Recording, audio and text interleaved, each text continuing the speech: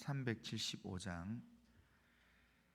나는 갈 길 모르니 주여 인도하소서. 어디 가야 좋을지 나를 인도하소서. 어디 가야 좋을지 나를 인도하소서. 아무것도 모르니 나를 가르치소서. 어찌해야 좋을지 나를 가르치소서. 어찌해야 좋을지 나를 가르치소서. 아이같이 어리니 나를 도와주소서. 힘도 없고 약하니 나를 도와주소서. 힘도 없고 약하니 나를 도와주소서. 마음심이 슬프니 나를 위로하소서. 의지 없이 다니니 나를 위로하소서. 어지없이 다니니 나를 위로하소서. 아멘. 신앙 고백합니다. 나는 전능하신 아버지 하나님 천지의 창조주를 믿습니다. 나는 그의 유일하신 아들 우리 주 예수 그리스도를 믿습니다. 그는 성령으로 잉태되어 동정녀 마리아에게서 나시고 본디오 빌라도에게 고난을 받아 십자가에 못 박혀 죽으시고 장사된 지 사흘 만에 죽은 자 가운데서 다시 살아나셨으며 하늘에 오르시어 전능하신 아버지 하나님 우편에 앉아 계시다가 거기로부터 살아있는 자와 죽은 자를 심판하러 오십니다. 나는 성령을 믿으며 거룩한 공교회와 성도의 교제와 죄를 용서받는 것과 몸의 부활과 영생을 믿습니다. 아멘. 자, 하나님 말씀은 사무엘하 14장입니다. 사무엘하 14장 1절부터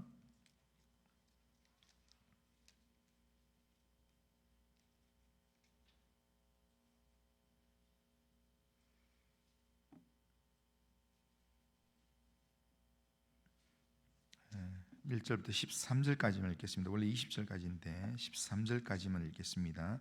1절부터 13절까지 한 절씩 교독합니다. 스루야의 아들 요압이 왕의 마음이 압살롬에게로 향하는 줄 알고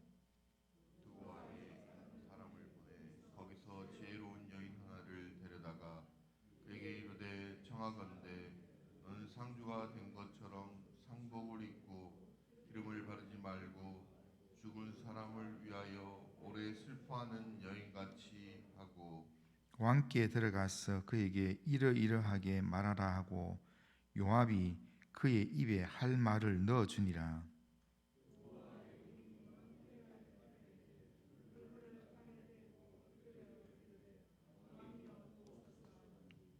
왕이 그에게 이르되 무슨 일이냐 하니이다.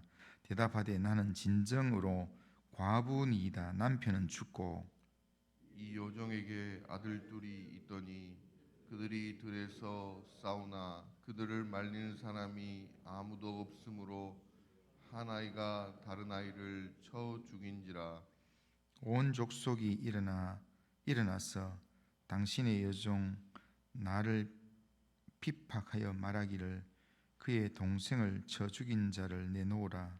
우리가 그의 동생 죽인 죄를 갚아 그를 죽여 상속자 될 것까지 끊겠노라 하오니 그러한즉 그들이 내게 남아있는 숯불을 꺼서 내 남편의 이름과 씨를 세상에 남겨두지 아니하겠나이다 하니 왕이 여인에게 이르되 내 집으로 가라. 내가 너를 위하여 명령을 내리라 하는지라. 드고와 여인이 왕께 아뢰되 내 주 왕이여 그 죄는 나와 내 아버지의 집으로 돌릴 것이니 왕과 왕위는 허물이 없으리다. 왕이 이르되 누구든지 내게 말한 자를 내게로 데려오라. 그가 다시는 너를 건드리지도 못하리라 하니라. 여인이 이르되 청하건대 왕의 하나님 여호와를 기억하사 원수 갚는 자가 더 죽이지 못하게 하옵소서. 내 아들을 죽일까 두렵나이다 하니 왕이 이르되 여호와께서 살아계심을 두고 맹세하노니 내 아들의 머리카락 하나도 땅에 떨어지지 아니하리라 하니라. 여인이 이르되 청하건대 당신의 여종을 용납하여 한 말씀을 내 주 왕께 여쭙게 하옵소서 하니 그가 이르되 말하라 하니라. 같이 읽겠습니다. 여인이 이르되 그러면 어찌하여 왕께서 하나님의 백성에게 대하여 이같이 생각을 하셨나이까? 이 말씀을 하심으로 왕께서 죄 있는 사람 같이 되심은 그 내쫓긴 자를 왕께서 집으로 돌아오게 하지 아니하심이다. 아멘. 자, 오늘 우리가 읽은 이 본문은 다윗의 군사령관이었던 요압이 압살롬을 향한 다윗의 마음을 읽고 지혜로운 여인을 보내서 다윗이 압살롬을 데려오도록 그렇게 계책을 꾸미는 그런 내용입니다.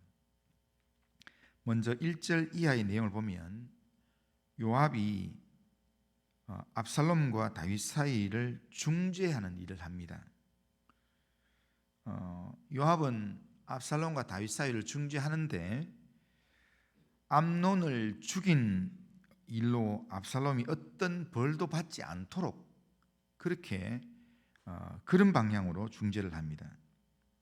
그러나 이것은 죄 지은 자에게는 반드시 벌을 받게 해야 한다는 하나님의 공의에 어긋나는 그런 생각입니다. 이미 암논을 벌하지 않아서 형제끼리 살인하게 하는 일이 다윗의 가정 안에 일어났습니다.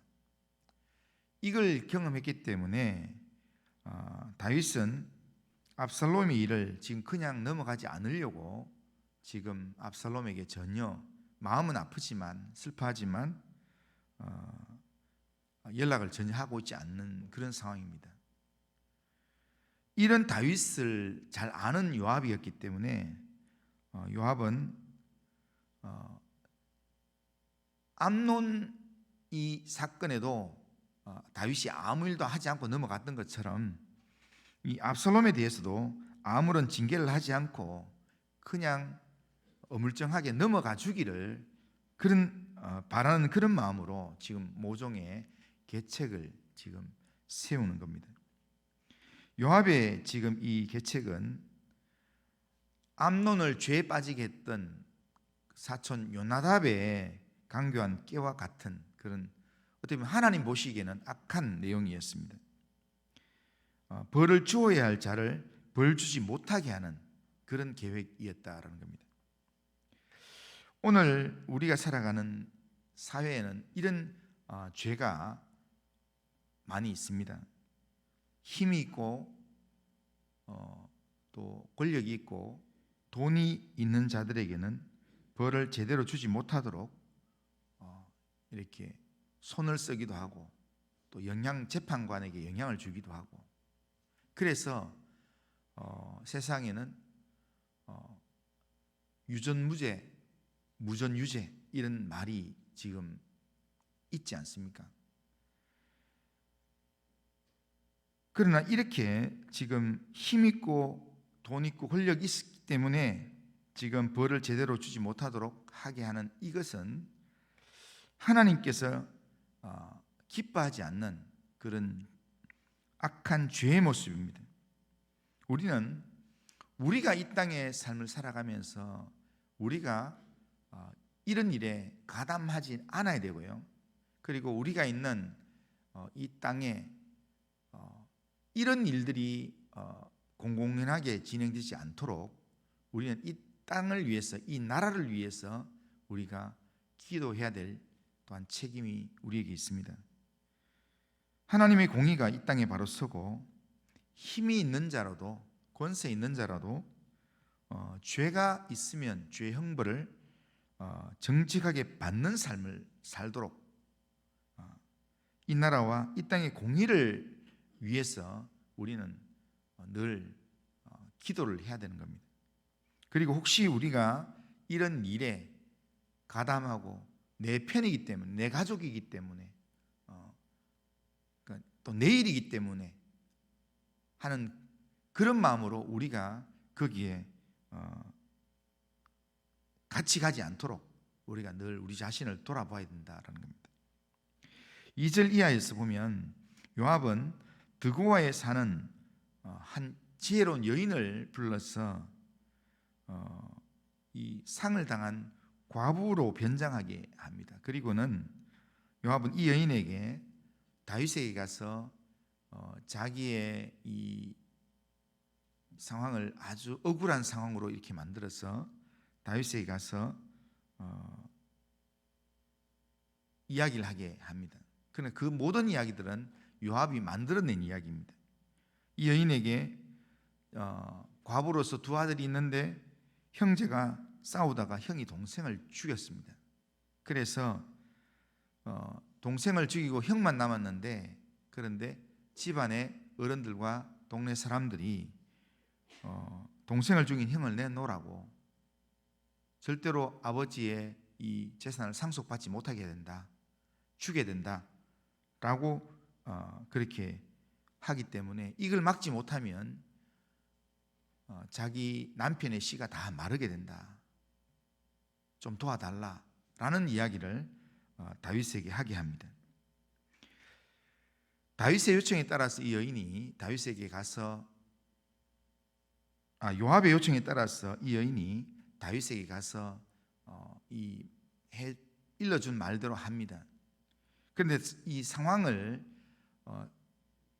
한 아들을 잃은 과부의 모습으로 이렇게 설정을 했는 것은 연약한 자를 불쌍히 여기는 다윗의 긍휼과 자비의 마음을 이용하려는 겁니다. 옆에서 지켜볼 때 다윗은 연약한 자에 대한 마음은 굉장히 많거든요. 그걸 옆에서 지켜보았던 요압이 그렇게 상황 설정을 했습니다. 그리고 두 아들이 있는데 그 중에 하나는 죽여서 이제 남은 한 아들뿐이다 라고 말하면서, 그러면서 그 남은 아들을 죽이면 안 된다 라는 그 내용을 통해서 다윗의 자비심을 계속 이용하려고 했습니다.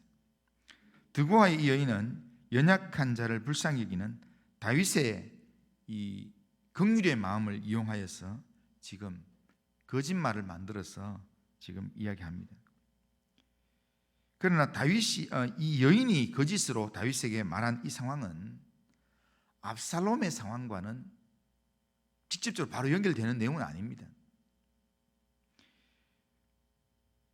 그러니까 이 여인은 자기의 두 아들이 서로 싸우다가, 덜해서 싸우다가 형이 동생을 그냥 싸우다가 그냥 우발적으로 동생을 죽였습니다.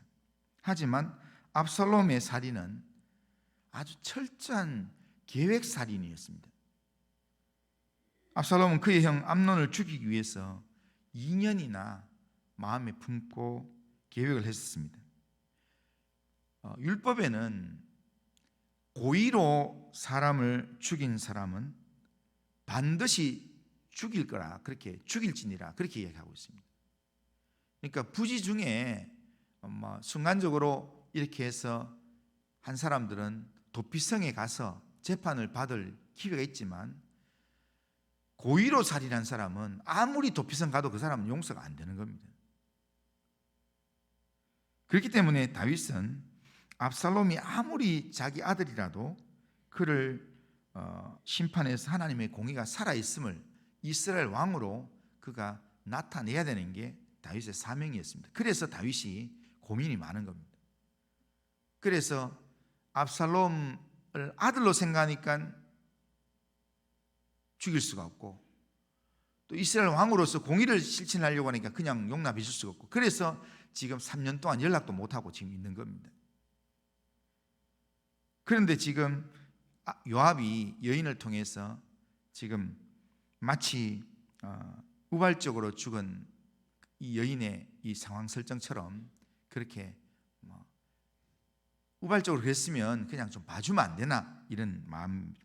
그리고 이 여인을 통해서 했던 이야기 중에서 압살롬하고 연결 안 되는 게 뭐냐면, 다윗과 연결되지 않는 게 뭐냐면, 이 여인에게는 두 아들이 있었는데 한 아들이 죽고 한 아들밖에 안 남았는데 이 아들마저 죄에 대한 심판을 하면 아들이 없어진다 했는데, 다윗에게는 암논 죽고 압살롬만 남았는 게 아니라 다윗에게는 다른 아들들이 많았습니다. 아내가 6명 있으면서 그를 통해서 낳은 아들들이 여러 명이었습니다. 그렇기 때문에 압살롬을 이렇게 죄에 대한 징계를 한다 하더라도 그 외에 다른 아들도 있다는 겁니다.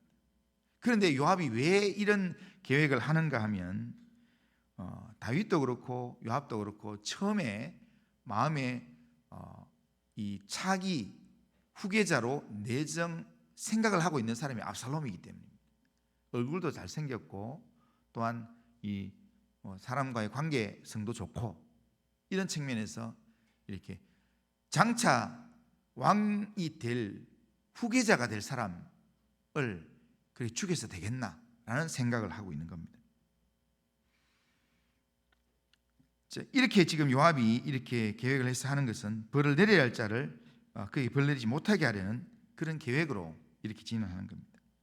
결국 이 여인의 이런 사주받은 거짓말로 다윗은 결국 벌 주어야 할 압살롬을 벌 주지 않았습니다. 그랬더니 그 결과가 어떻게 됐는가 하면, 압살롬이 이 이스라엘로 돌아오게 되고 그리고 다윗을 만나게 되고 하지만, 결국 압살롬으로 하여금 죄가 한번 안에 들어오면 그 죄는 또 다른 죄를 낳게 되어 있습니다. 그래서 결국 그 압살롬이 아버지 다윗을 죽이려고 아버지 다윗을 죽이고 자기가 왕이 되려는 그런 악한 마음을 품게 된다는 겁니다. 그러므로 요압과 이 여인의 거짓말은 벌을 주어야 할 자를 벌 주지 못하도록 이 재판에 영향을 주는 그런 이 시대의 그런 죄와 다를 바 없는 그런 모습이라 할 수 있습니다. 누군가에게 유리하도록 교묘하게 사실을 왜곡하고 편집하는 그런 말하는 걸 우리가 조심해야 합니다. 우리는 요압이나 이 여인의 이 거짓으로 꾸민 이야기들을 하는 것을 우리가 경계하지만, 우리 자신이 그렇게 할 때가 많다는 겁니다. 우리가 내게 유리하도록, 누군가에게 유리하도록, 그리고 교묘하게 사실을 왜곡해서 좀 편집적으로 이야기를 한다는 겁니다. 내 뜻을 관철하려고 말을 꾸미기도 하고 그렇게 하는데, 그게 우리가 보면 그게 하나님께서 기뻐하지 않는 죄 가운데 거하는 한 단면이라 할 수 있습니다. 그렇기 때문에 우리가 이런 삶을 우리 스스로가 좀 조심해야 합니다. 그리고 누군가의 꾸며진 말에 속임을 당하지 않도록 해야 합니다. 다윗은 지금 아무것도 지금 판단 못하고 여인의 거짓말에 속아서 그를 불쌍히 여기는 그 하나의 마음으로 이렇게 그렇게 하면 안 된다라고 이야기하고 이렇게 적극적으로 이야기했습니다. 그러다가 나중에 그 여인이 몇 번 반복을 하니까 다윗이 맹세까지 했습니다. 11절 중반에 보면 왕이 이르되 여호와께서 살아계심을 두고 맹세하노니 내 아들의 머리카락 하나도 땅에 떨어지지 아니하리라 하니라. 다윗이 맹세를 딱 하고 나니까 여인이 다윗의 상황을 딱 끌고 들어옵니다. 그러니까 왕은 왜 아들을 왜 용서하지 않습니까? 이렇게 이제 나가는 겁니다. 다윗이 이렇게 이 거짓말에 속아서 이렇게 맹세까지 하면서 이렇게 나가고 나중에 어쩔 수 없이 압살롬을 자기 집으로 받아들이는 그런 삶을 살게 됩니다. 다윗이 왜 이렇게 됐습니까? 왜 다윗이 이렇게 됐는가 하면 영적으로 깨어있지 않기 때문입니다. 자신도 죄에 대하여 넘어지게 되고 속이는 자의 이 속임수에 쉽게 넘어가고 함부로 맹세하게 되는 이 삶, 왜 이렇게 되는가? 깨어있지 않기 때문에. 우리가 이 사무엘하 10장까지는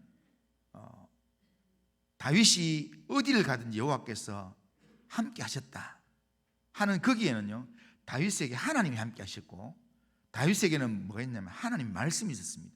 무슨 일이 있든지 간에 다윗은 하나님께 물었습니다. 그런데요, 사무엘하 11장부터는 다윗이 하나님께 물었다라는 그런 내용은 없습니다. 그리고 아주 특징적인 내용은 뭐냐면 11장 이후에 딱 한 번 나단 선지자가 다윗의 죄를 지적하기 위해서 등장하고 그 다음부터는요, 나단 선지자가 등장하지 않습니다. 선지자가 등장하지 않는다라는 말은 지금 하나님의 말씀을 지금 전해주는 선지자가 내 옆에 없다는 것은 하나님의 말씀이 지금 내게 없다는 겁니다. 지금 다윗이 이런 지금 골치 아픈 일들이 지금 아들이 지금 딸을 지금 강간하고 또한 또 아들이 또 큰아들을 죽이고 이런 여러 일련의 사건들이 집안에 일어나고 있는데 그때 그 많은 기간 동안에 다윗이 하나님 앞에 기도했다, 하나님께 물었다, 이런 구절이 한 구절도 없습니다. 그러니까 다윗이 왜 이렇게 지금 속이는 대로 넘어가고 이렇게 살아가는가 하면 하나님의 말씀이 없고 영적으로 깨어있지 않기 때문입니다. 그러니까 아무리 믿음의 사람 다윗이라도 영적으로 깨어있지 않으면 속이는 속임수에 넘어가서 사단이 끄는 대로 끌려다니게 된다는 겁니다. 우리가 과거에 아무리 하늘의 신비를 체험하고 은혜를 체험하고 했더라도 지금 이 시간이라는 이 순간에 하나님의 말씀에 대한 깨어있는 마음이 없으면, 하나님의 말씀이 내 마음에 없으면 사단의 유혹거리 앞에 지금도 넘어갈 수 있다는 겁니다.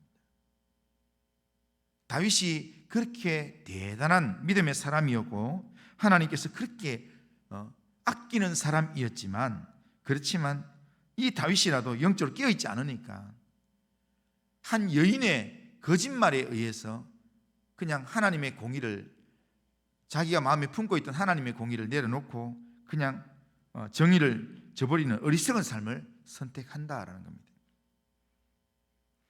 그렇기 때문에 오늘 이 하루를 살아가면서 내 입에 그리고 내 마음에 거짓이 나를 유혹하지 않도록, 내 마음과 내 입에서 거짓을 멀리하고 영적으로 깨어있도록 우리는 하나님 앞에 우리 자신을 세우고 하나님을 의지해야 합니다.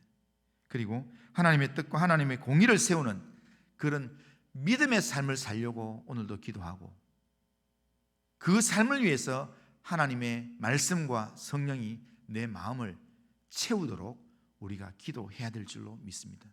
오늘 이 하루 살아가는 동안에 정말 하나님께서 내 삶을 인도하시도록, 죄의 유혹이 아무리 우리의 삶 가운데 다가온다 할지라도 영적 분별할 수 있는 그런 은혜가 우리의 마음 가운데 있도록 하나님이여 나를 긍휼히 여겨 주옵소서. 기도함으로 이 하루를 시작하는 우리 모든 성도님들 다 되시기를 주님의 이름으로 축원합니다. 거룩하신 하나님 아버지,